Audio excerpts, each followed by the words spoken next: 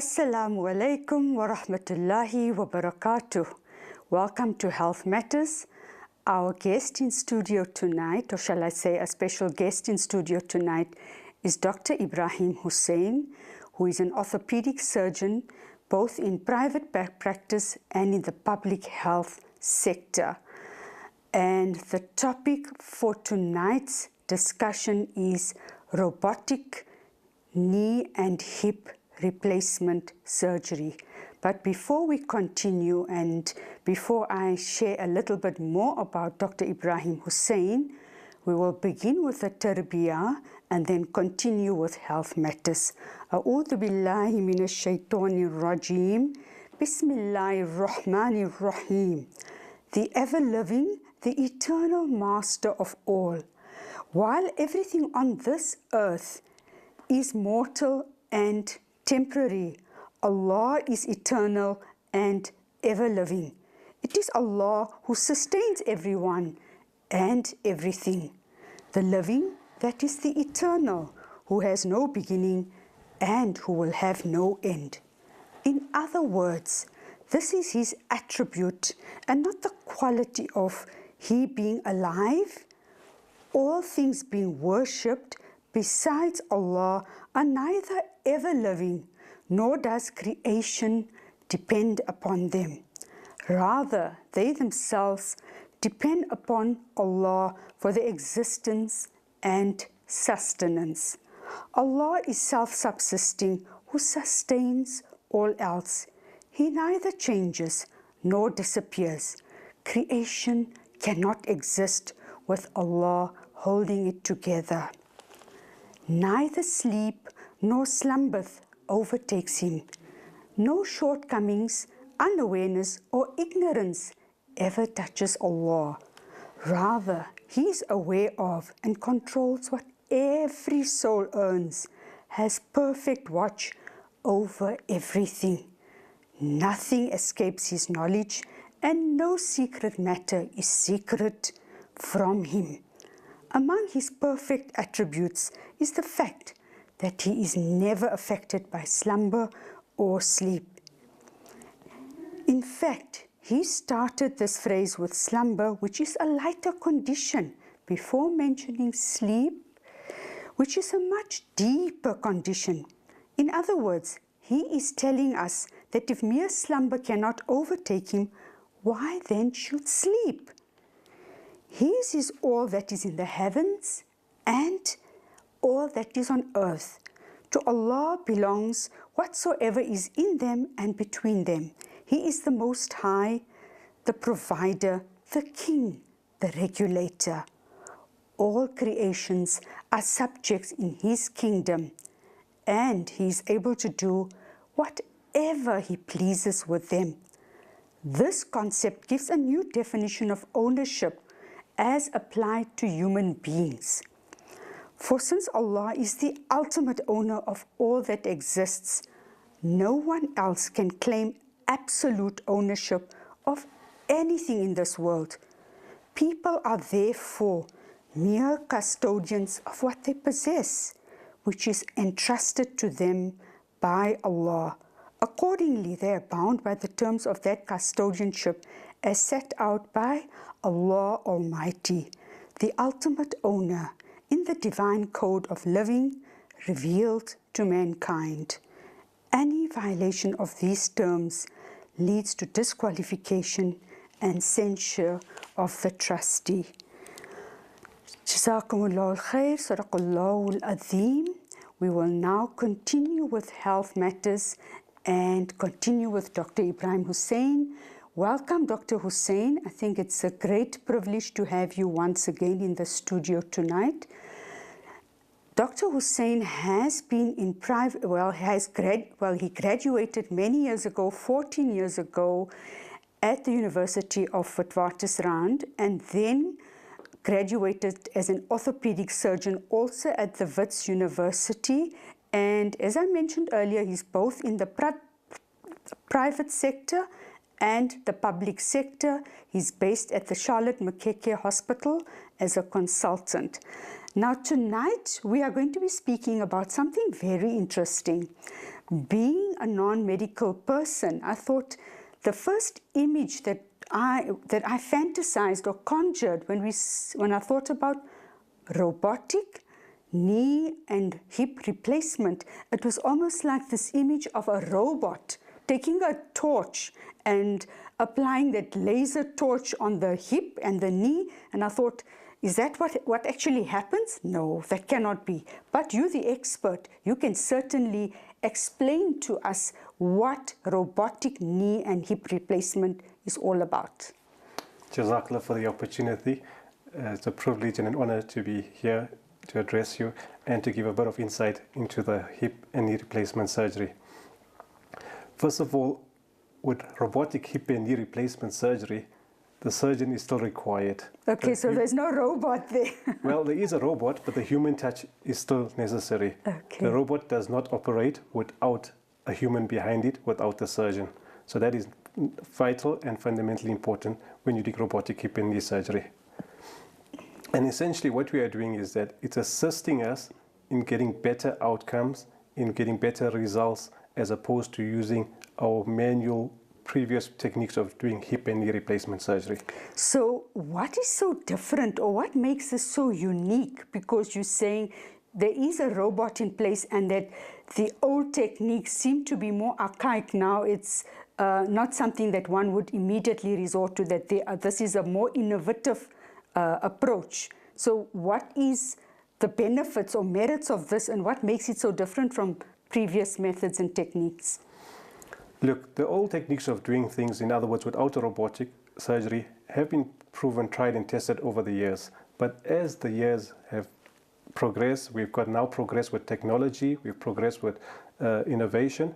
And what we found in the past is that, you know, when a surgeon wants to do a procedure, a hip or a knee replacement, he wants the best possible outcomes for his patient. And previously, we would do it manually, but now with having the technology of the robot, we can precisely implant our hip or knee replacement the way we want it to do. And with that there, the idea behind this is that the patient has better outcomes. The implant, because it's perfectly implanted, it lasts longer, and hopefully also it's been shown that they have less pain, quicker discharge from hospital, smaller incisions, and lots of other benefits which we can discuss later. Excellent. So you're talking about many benefits, numerous benefits that previously didn't exist for patients. So they have a better or a quicker and shorter chance or period of recovery. This has been shown in the literature and from the clinical outcomes of patients who have undergone robotic hip and knee surgery. Now, coming back to the fact that I know you have undergone considerable training in this field, how new is it to this South African context? Look, so in the South African context, the first robot has been here in Johannesburg, and my colleague and I, we've been working with this robot for the last 1 year. In fact, this week Friday would be 1 year since we started with this procedure. Worldwide, over 100,000 procedures of hip and knee replacement surgery have been done using the robotic surgery. So it's fairly new in Africa, and in South Africa especially, but worldwide it's been here for a few years already. Now, the other question is, for the viewers, I'm sure they're going to want to know that, is this available only in the private sector, or is this also available in the public sector within the state hospital infrastructure? Look, prior to last month, this was only available at one hospital in Johannesburg in the private sector. But last month, we undertook the first robotic knee surgery in Charlotte Maxeke Johannesburg Academic Hospital. So even though it has been used once in Charlotte Maxeke, it's still in the early stages, and we're hoping to roll out more as the funds and the time becomes available for that. That sounds awesome. So there is an opportunity for patients outside of the private sector to have access to this kind of surgical procedures. Now, that's definitely true, that it's not isolated to private sector. It is available in the government sector, but in very, very selected specific government hospitals.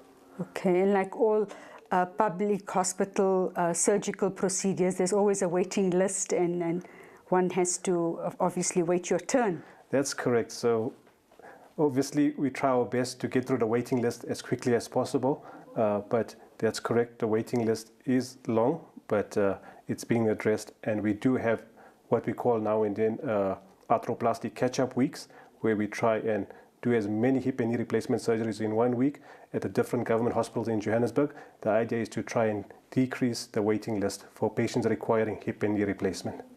Oh, that's I think very encouraging to see that the surgical procedures are actually being processed at such a rapid pace. That's correct. What we're finding is, if you think about, when you think of hip and knee replacement surgery, in the past, one would only think that it's mainly the older patients who need hip and knee replacement surgery, your 60, 70, 80-year-olds. But what we're finding nowadays is that the younger patients are also requiring hip replacement, not necessarily because of degenerative changes. In other words, as you get older, your joints wear and tear, but of other medical conditions that are now affecting the society, that is now affecting the hip joint or the knee joint, that patients are now requiring hip and knee replacement. So patients as young as 20, 30, 40-year-olds are requiring hip surgery. So if I'm understanding you correctly, what you're saying is trauma-induced injuries could also be one of the reasons that patients would require these kind of procedures. That's correct. Trauma procedures, trauma injuries do cause early cause of osteodegenerative changes or osteoarthritis of the hip, but other medical conditions as well. So what would the other medical conditions be? So a person developing, so for example, avascular necrosis of the femoral head, in other words of the hip joint. Avascular necrosis essentially means the patient doesn't have blood supply going to the head of the femur, and it can affect someone from a 20, 30, 40-year-old. So where's the femur for our viewers? So a femur is basically part of your hip joint, and your hip joint is made up of your femur, which is your thigh bone, and your pelvis or the acetabulum. And one of the causes in our society for avascular necrosis, a common cause, is alcohol intake. Patients who have a high alcohol intake, patients who are using a lot of steroids, those patients can develop avascular necrosis. In other words, the femur head dying and requiring a hip replacement at a young age. Okay, and the other big factor I may add, if I may add, is that with the HIV rates in our country, we find that patients who are HIV positive or patients who are using the ARVs, they also may develop avascular necrosis. So 30, 40-year-old patients who've been on HIV treatment are also developing avascular necrosis or arthritis of the hip, and they're requiring hip replacements at a younger age. Okay, that's very interesting. We'll continue with the discussion. We'll take an ad break and, of course, engage in further discussions.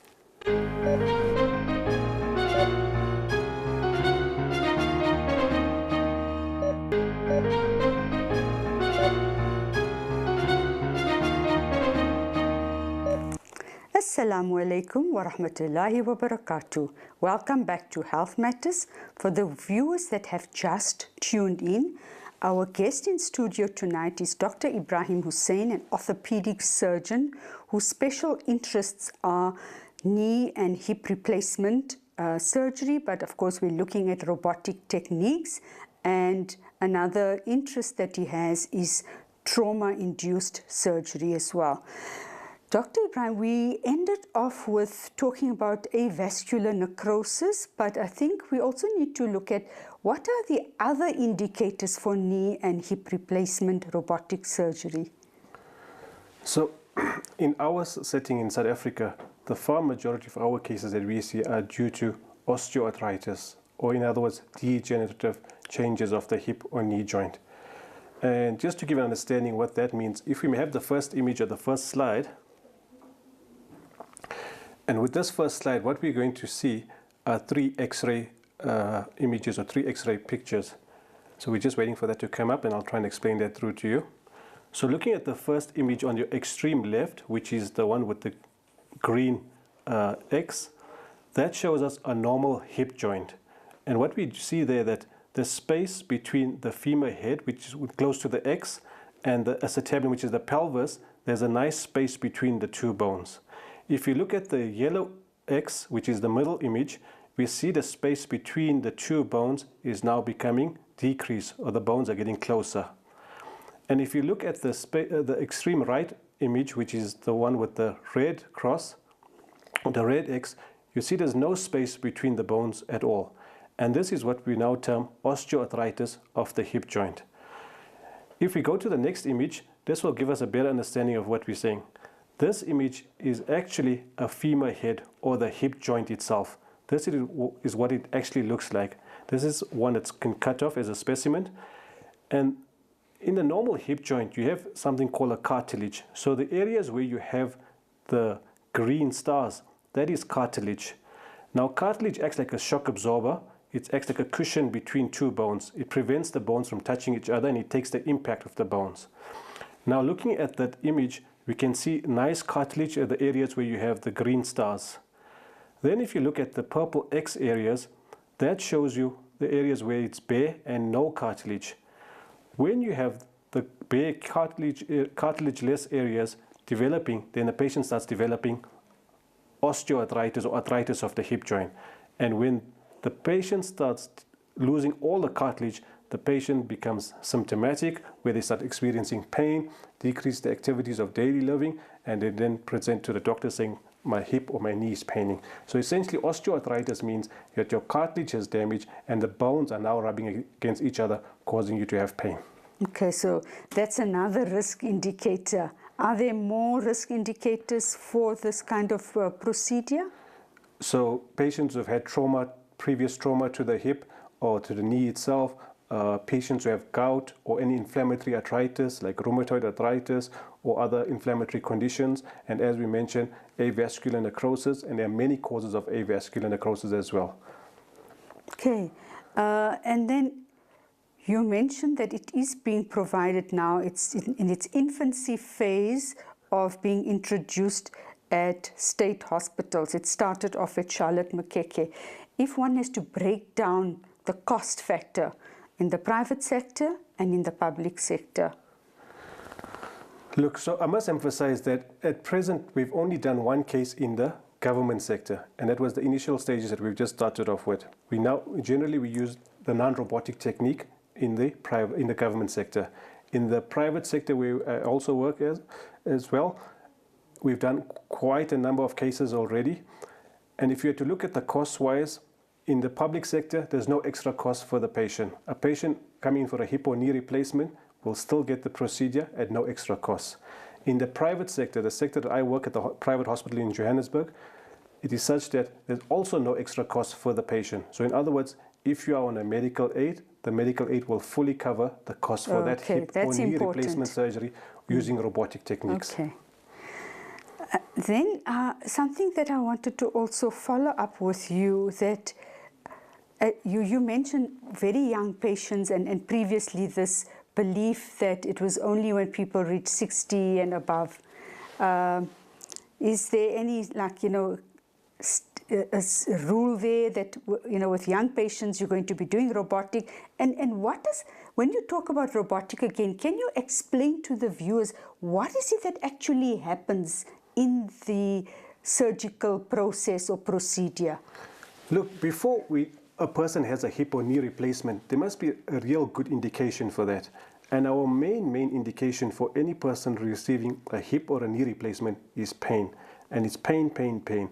And the pain that we look for is, despite being treated with analgesia, that means painkillers, the pain still persists. Despite having painkillers or analgesia, you wake up at night because your pain is so strong. And the other things that we do look at is your activities of daily living. For example, simple things. Are you able to walk up and down stairs, or are you having difficulty with it? Are you able to tie on your own shoelace or put on your own socks and shoes? Are you able to sit on a low chair or high chair? We take it for granted that you can sit on any chair, but patients who have hip or knee problem, they can't sit on a low chair or a low couch. Then, for example, sitting in a car, we take it for granted you can sit in the front or back seat, but patients who have a hip or knee replacement problem, they would prefer to sit in the front seat because they can stretch out the leg. Or other simple things at home, getting in and out of the bathtub. What do you prefer? Some patients will tell you, I can't use the bathtub anymore. I need to use the shower, because by using the shower, I can easily access getting in and out of the shower. So those are the kind of activities that we look at, your activities of daily living and pain.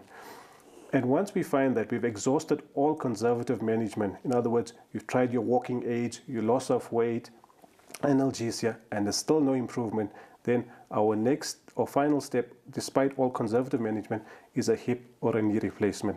So what does a hip replacement actually look like? If we look at our next image, if we can get the next image, please. So this is an x-ray of the pelvis. And if you look on the side where you have the original bone, where there's no implant, that's a normal hip, where you have the femur, which is the thigh bone, and the pelvis. And on the image where you can see an implant, that is an x-ray of a hip replacement. Now, this here shows you the part of the bone that is being replaced. So this is a perfect example of a well-done hip replacement. So this is hip replacement, as we said, could be done either using the manual technique or the newer robotic technique. Now, what does a robotic technique actually entail? So, first of all, when we see the patient, we first ensure that he's a patient that requires a hip or a knee replacement. The patient then is sent for a CT scan or a CAT scan.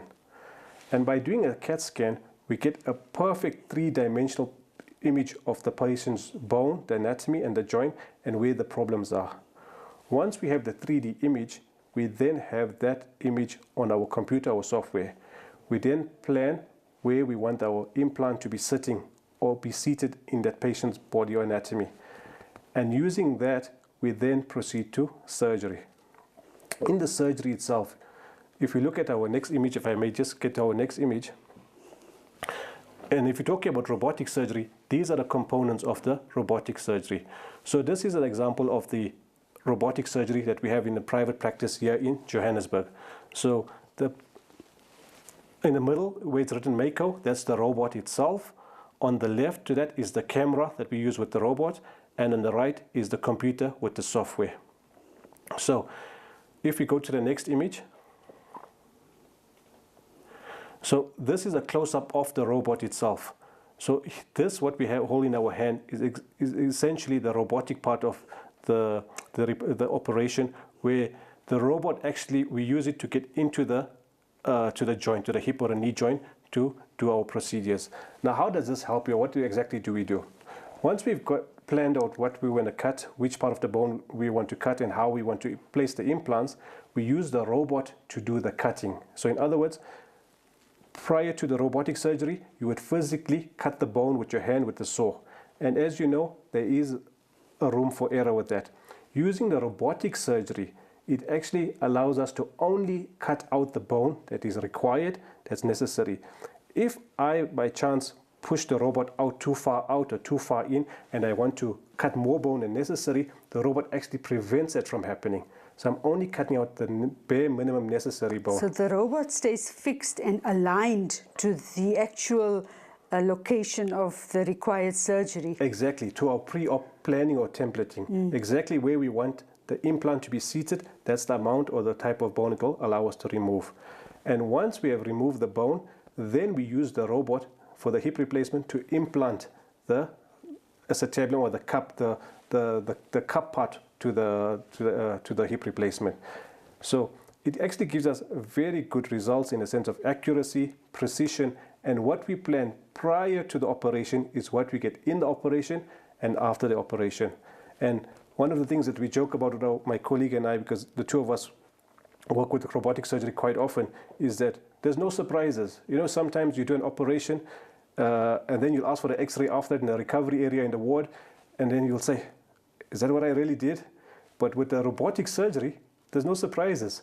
What you planned before is what you're going to get after. So it sounds like it's very predictable, and of course the outcome is always something that you will expect and anticipate. It's always a positive outcome. That's what the literature has shown. That's what our studies have shown. You know, let's be honest. You know, there are days when you're not always at your best. You know, you may wake up in the morning and say, you know, I didn't have a good night's sleep, and today I've got a full theater list.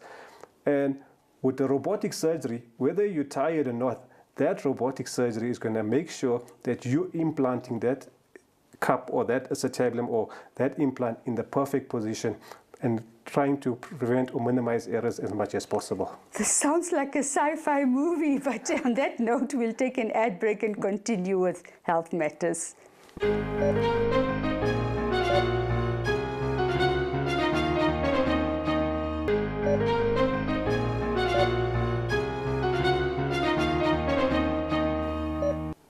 Assalamu alaikum wa rahmatullahi wa barakatuh. Welcome back to Health Matters. I think this has been an absolutely fascinating subject, but just looking at the realization of a robot becoming involved in the surgical procedure is really fascinating. But I would like to just alert the viewers to the fact that they should be given an opportunity, or they should call in with any questions or comments. We will be allowing viewers to ask their questions to Dr. Hussein.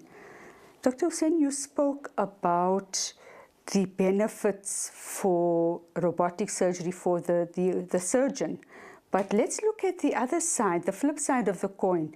What are the benefits for a patient regarding this robotic procedure?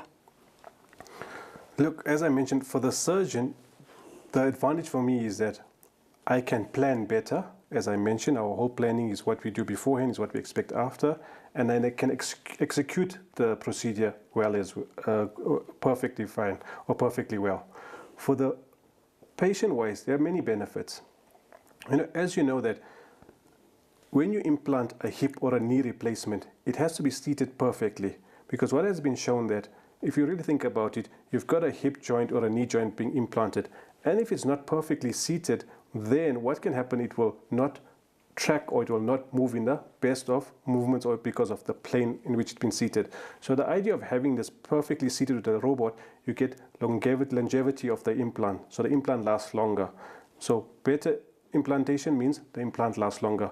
And if the implant lasts longer, it means that you will need fewer revision rates. So on average with the manual techniques, or what we've been finding is that your average hip replacement, we talk about 15 or 20 years. Now with the robotic surgery, we're hoping that it will last even longer than that, because by perfectly placing your implant, the wear and tear will be less, and hopefully a longer survival rate for the implant.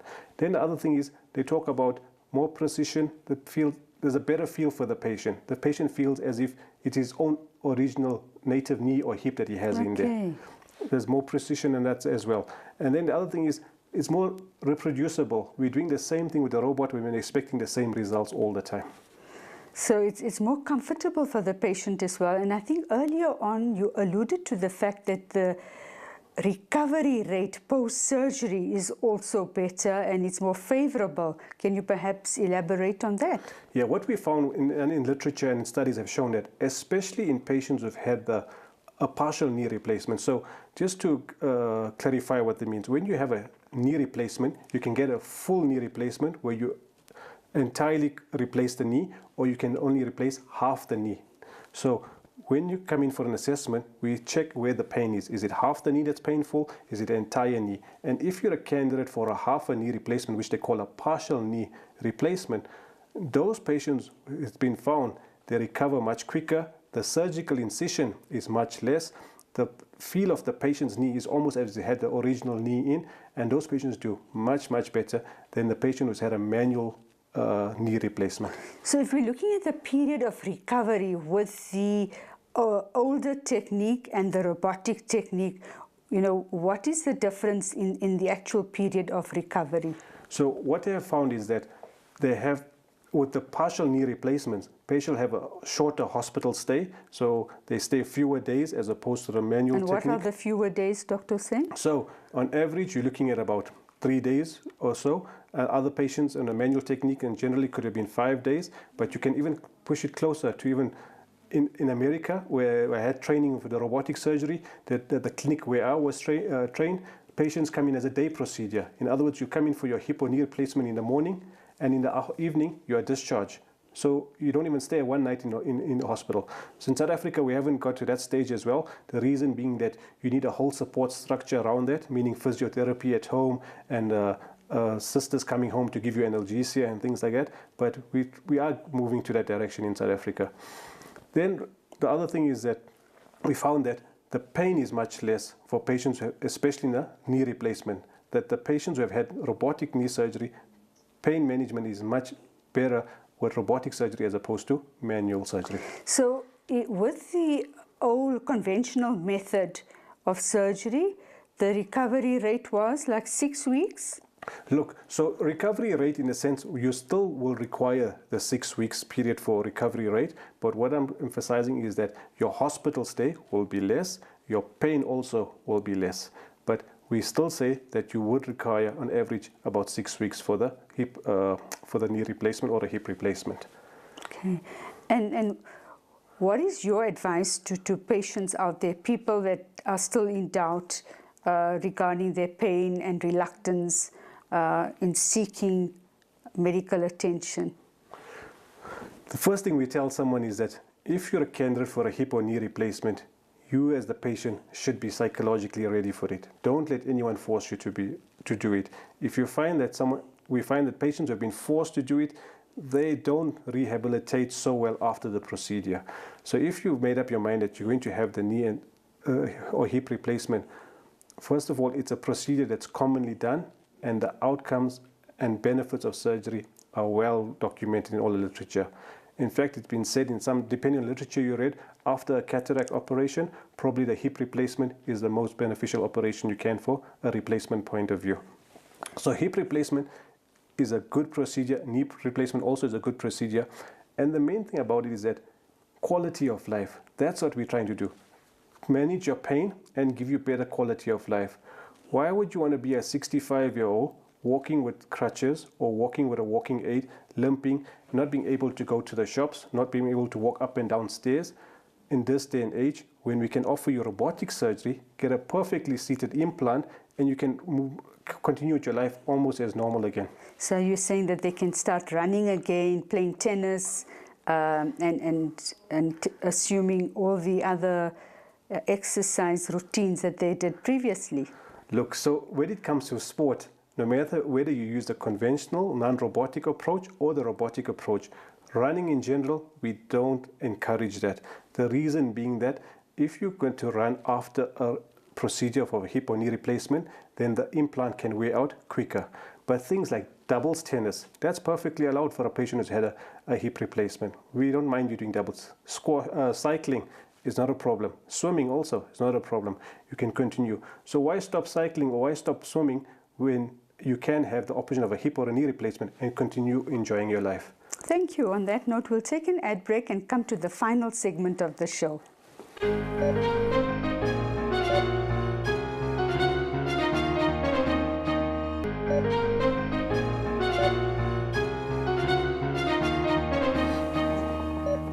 Assalamu alaikum wa rahmatullahi wa barakatuh.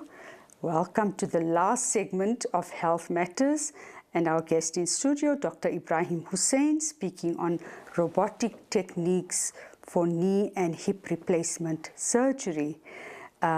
Just to remind the viewers, please feel free to call in. This is your last opportunity.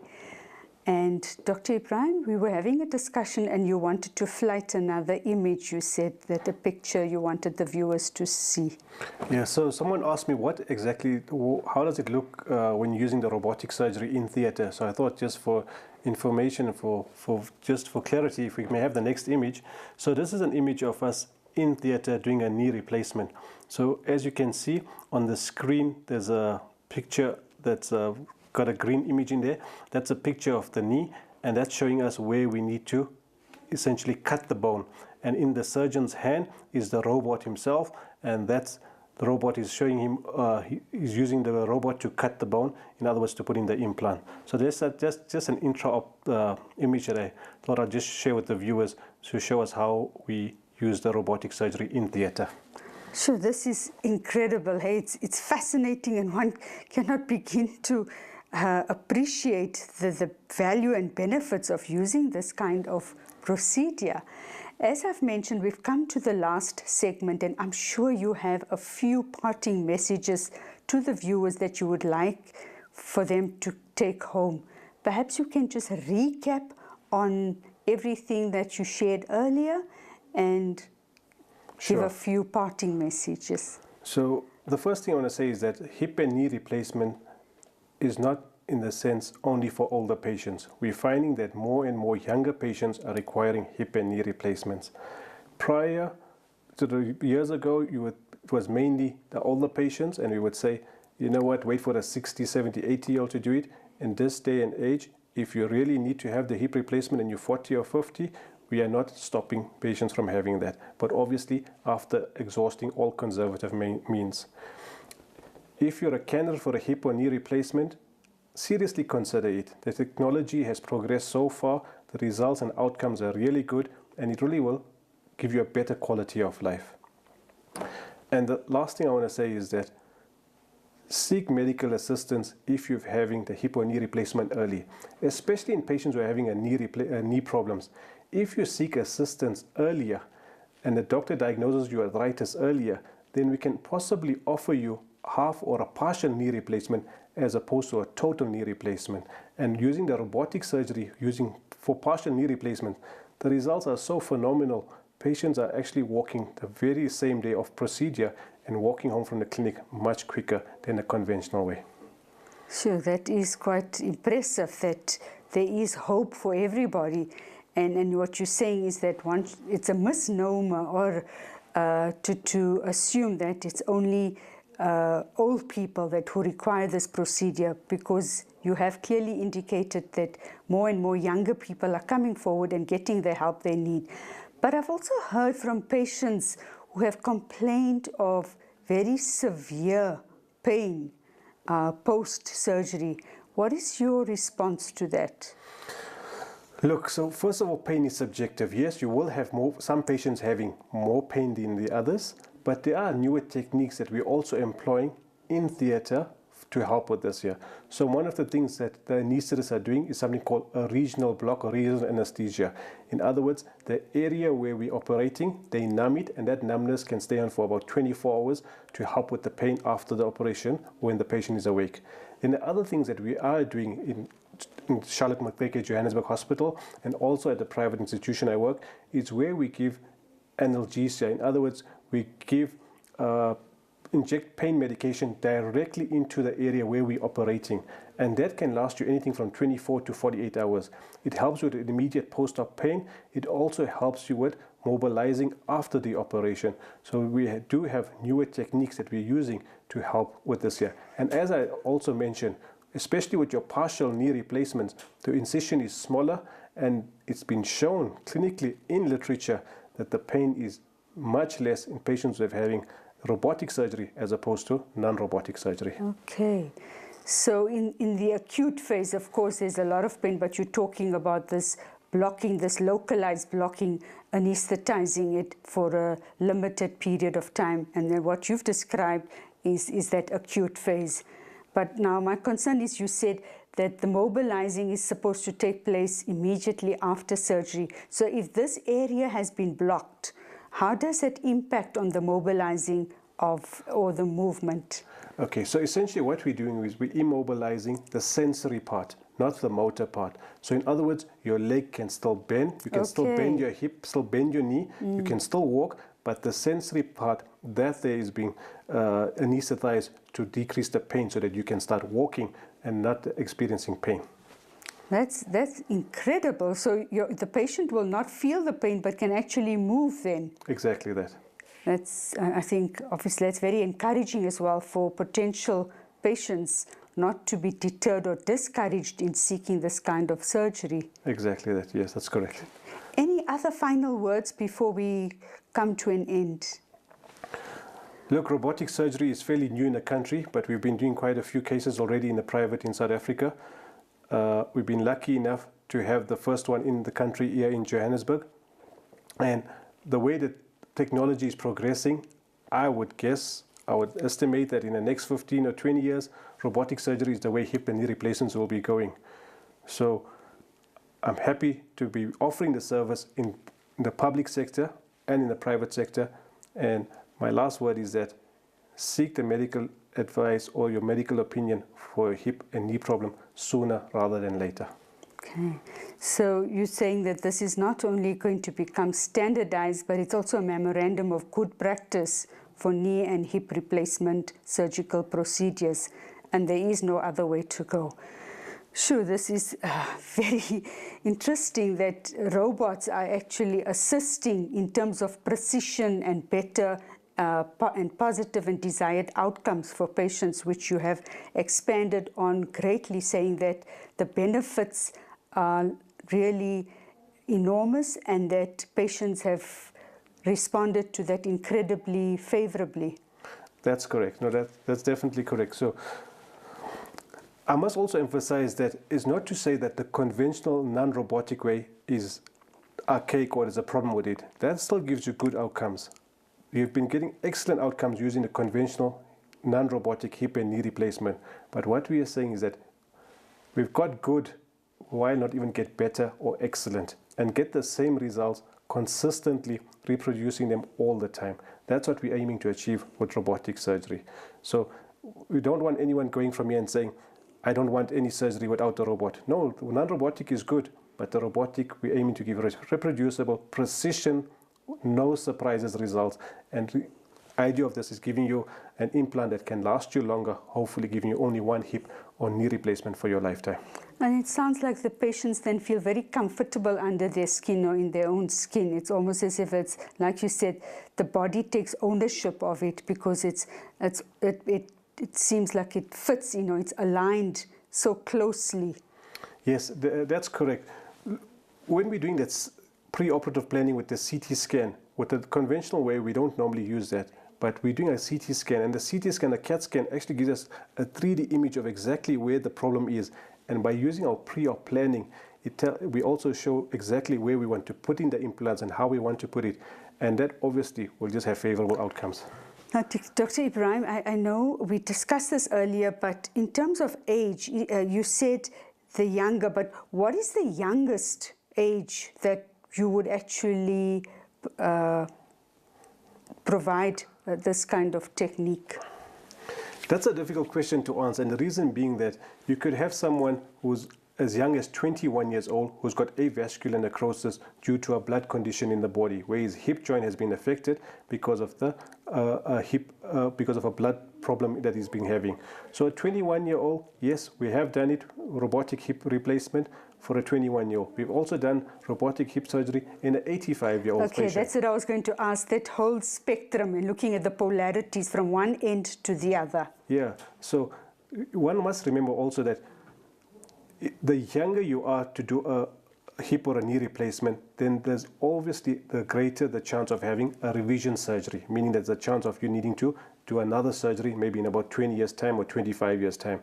So that's why we try and delay it as much as possible, the idea being to have as fewer revision surgeries as possible, because the more revisions you have, the more difficult it becomes, the more risk they involve, and more challenging the procedure is. So if somebody, like you mentioned, the 85-year-old,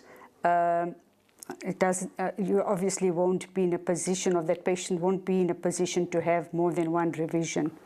Well, yeah, so 85-year-olds generally will give them one hip replacement or one knee replacement. Even for someone who's maybe about 75 years old or 75 years old, Allah knows best there, but 75-year-old, a well done hip or knee replacement should be one that will last him for a lifetime. Okay. Alhamdulillah, I think we've come to the end of our show, and I'm sure the viewers will agree. Oh, I've just been informed that we've still got 5 minutes. Okay, so Dr. Ibrahim, you've got more time now. You can certainly engage with informing the viewers regarding opportunities on taking this procedure and where they can So look, let me just go through a few things regarding pain in the hip and pain in the knee, because sometimes we do have patients coming in. Often we'd find a patient coming in and say, doctor, you know what, I have this severe pain down my thigh going to my knee, and I think my knee is really painful. And then when you examine the knee, you actually find there's nothing wrong with the knee. And that's what we call referred pain. You have a pain in the hip itself, but the pain gets referred to the knee. So that's why when a patient has pain in the thigh or in the knee, we need to check the joint above, to actually check the hip joint to see whether the hip joint itself is the problem. So when you go and see a specialist or an orthopedic surgeon or your general practitioner, he will examine the knee and the hip to see whether there's a problem in either the hip or the knee. Then regarding pain in the hip area itself, Generally, there's three places where you can have pain in the hip. The one is in the groin itself, the one could be on the side of the thigh, and the third one could be over the buttock area. And each one could mean different things. If you have pain in the groin itself, that's more likely the hip joint, the bone in the hip joint that's causing the problem. If it's pain in the buttock area, then it's very unlikely to be pain from the hip joint. That is more pain from the back that could be causing that. So now often you get patients saying that, oh, they've been to see an orthopedic surgeon, and then they went to see a biokineticist, and they're going for physiotherapy, and they're using all these Chinese and creams and all sorts of other ointments that they are applying topically, and they say they feel okay, and then later on it recurs. What is your response to that? Look, without dismissing people or negating their expertise. You do get a lot of times patients come in and say, I'm trying this supplement, I'm trying this medication, what's your opinion?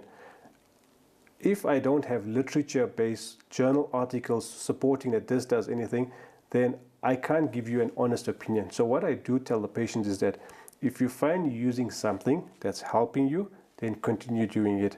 But if you're using it for, say, 2 months or 3 months and there's no difference whatsoever, then maybe you should consider using other modalities of pain medication or pain control. Regarding biokineticists, physiotherapists, occupational therapists, those I'll definitely encourage, because if you've got a patient who's got a problem with the knee, you want them to still maintain range of motion.